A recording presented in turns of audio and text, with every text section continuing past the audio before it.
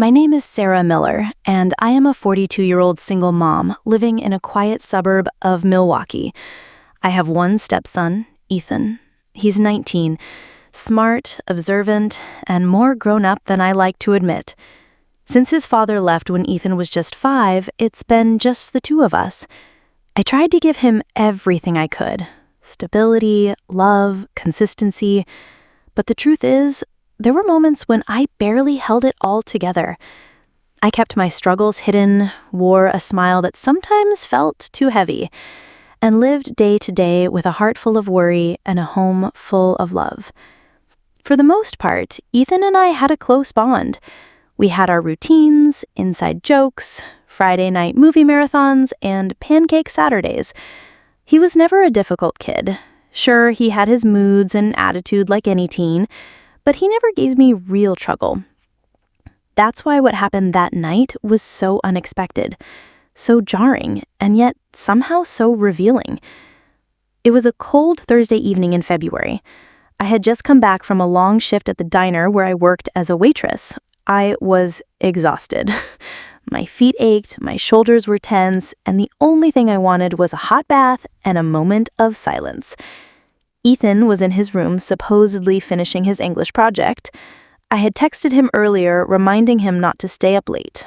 He didn't respond, which wasn't unusual. Teenagers and their phones, unless it's something they want, they're suddenly unreachable. I ran the bath, added some lavender oil and Epsom salts, and let the water rise. I peeled off my clothes, tossed them in the hamper, and wrapped myself in my worn robe. Heading to the bathroom with a glass of red wine in one hand and my phone in the other, I lit a couple of candles and sank into the hot water, closing my eyes for what felt like the first time all day. Maybe I stayed in there longer than I realized. Maybe the combination of the warm water and the wine made me lose track of time. I was singing quietly to myself some soft, familiar tune from the radio when I heard a sudden creak at the door. My eyes flew open, and before I could say a word, the door opened wider. There, in the dim candlelight, stood Ethan. He froze. His face went pale, his eyes wide, filled with confusion, maybe a little embarrassment, maybe even guilt, but also something else: concern. I instinctively reached for my towel, covering myself under the water, but I didn't scream, I didn't shout, I didn't slam the door. Instead, I looked at him and said softly, "Hey, it's okay. What's wrong?" He stammered, "I didn't know you were in here. I thought you were still in your room. I needed to talk to you." His voice trembled, and it was then I realized something was very wrong. I waved him in gently. "Close the door behind you. Sit. What happened?" He hesitated, but slowly closed the door and sat down on the toilet seat, facing away from me, out of respect. His shoulders hunched, and I could see his fingers trembling. Whatever had brought him here like this wasn't just about walking in on his mom in the bath. This was deeper. "I'm sorry," he whispered. "I didn't mean to walk in like that." "I know, but talk to me. What's going on?" There was silence for a moment, heavy like thick fog, and then he finally spoke. "It's about school," he said. "About everything, really. I feel like I'm drowning, Mom. I don't know what I'm doing anymore. I don't think I can handle everything." My heart clenched. I leaned forward, still careful with the towel around me, and said, "Ethan, sweetheart, what do you mean?"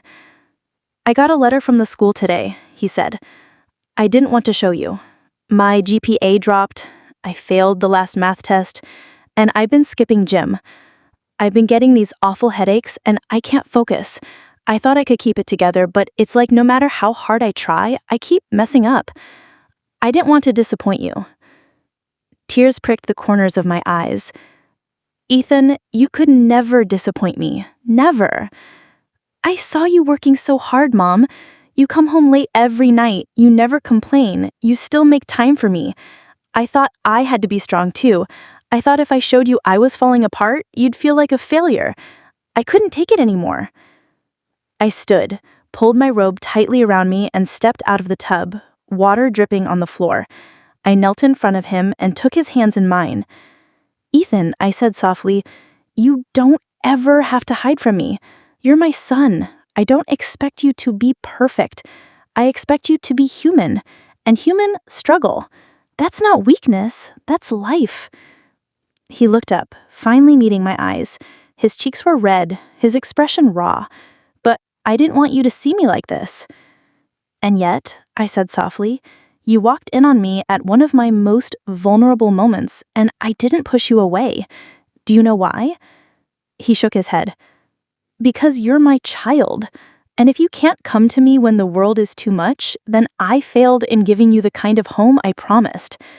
I allowed you to see me, all of me, because there's nothing in this world I'm more proud of than being your mother, flaws and all." He broke down then, crying into my shoulder as I held him tightly, both of us kneeling there on the bathroom floor, candles flickering in the background. It didn't matter that the moment had started awkwardly. It didn't matter that I was in a bathrobe or that he was overwhelmed by school.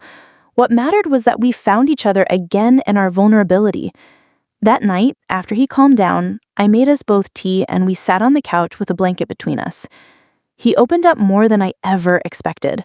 The pressures of his upcoming SATs, the bullying he didn't want to mention before, the late-night anxiety attacks he was too ashamed to tell me about. I listened, and when he was done, I told him everything too. How I sometimes cried in the bathroom at work, how I felt like I was falling behind on the bills, how I missed the version of myself that used to laugh more. I told him I wasn't perfect and never pretended to be, and in that moment, I saw the weight lift off his shoulders, because now we were both real. No masks, no pretending. Over the next few weeks, we made some changes. I set up a meeting with his school counselor. He started seeing a therapist. I took a weekend off, the first in months, and we went hiking, just the two of us. No phones, just nature and healing. Slowly, Ethan began to smile again. He laughed more, he opened up. He studied, but without the crushing weight of expectation, and I started sleeping better at night, knowing he wasn't bottling everything up anymore. Sometimes life brings us to our knees in the most unexpected ways. And sometimes being seen in our most vulnerable state isn't the worst thing. Sometimes that's exactly what we need to show our children that it's okay to not be okay. Ethan didn't walk in on me that night because of curiosity or accident. Something deeper drove him there, and I'm grateful he did because it gave me the chance to show him what love really looks like. Not in perfection, but in presence. Not in strength, but in honesty.